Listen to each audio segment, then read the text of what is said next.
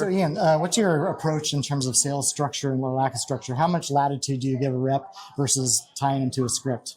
I'm not a huge fan of scripts outside of treating them like they're training wheels. So like, yes, you can use a script to figure out how to ride a bike ultimately, but to me, a script is pretty restrictive. So if you were to be looking at the best bike riders in the world doing the Tour de France, it would be silly if you saw them with training wheels on. Right. It's like, to me, it's only a representation of assuming everything was perfect.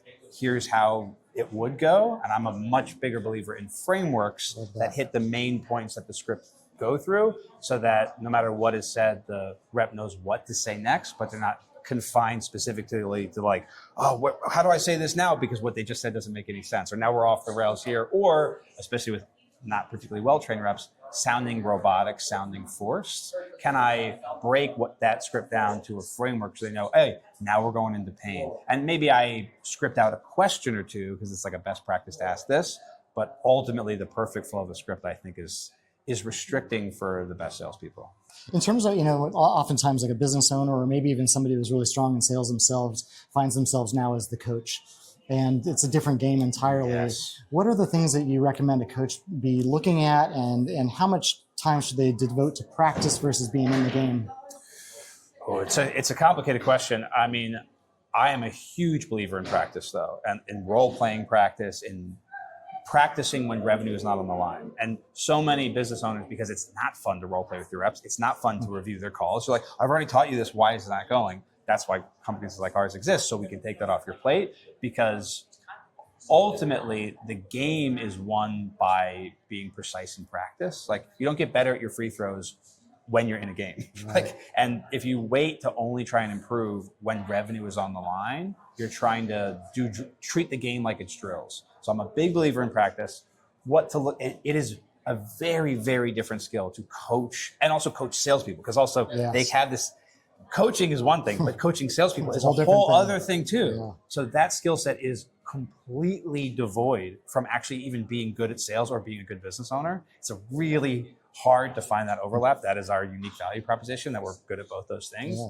So weirdly, probably the best advice I could give like a business owner who's not coaching his salespeople is also to have a level of humility and coachability on how to do that, because how you're thinking, I just told you to do this. Why is it not working?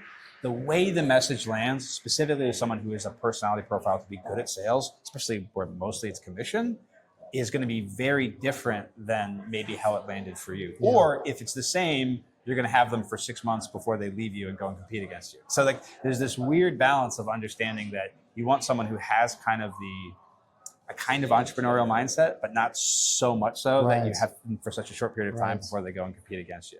So it's a weird balance, but ultimately the business owner needs to have a level of humility themselves and expect that the message will need to be delivered 10 times to actually be effective. Like, there's this one, like, it's this idea of, do you have kids? Yes. It's like, you can tell your kids like the same thing, but then the soccer coach says it. Totally different. Because there's that outside authority, now they're willing to listen.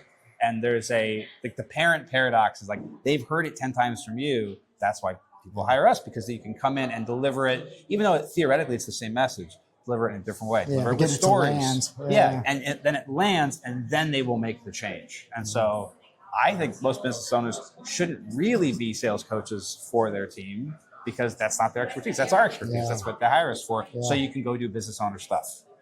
One of the things that resonates for me is like, it's not what's taught, it's what's caught. Yeah. Oh, it's so true. Like, the gold is not in the information itself.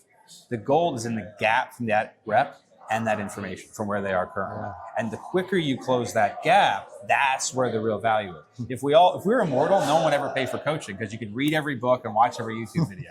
The speed with which we can close that gap for you so that you retain the information and then go out and apply it, that is what we want to focus on. Because the information itself, you can find that if it was the information, no one would be overweight, like everyone, no one would be in debt, like the bad debt. Everyone would just take action every day. Yeah, exactly. How that information lands is really where the gold is. Totally.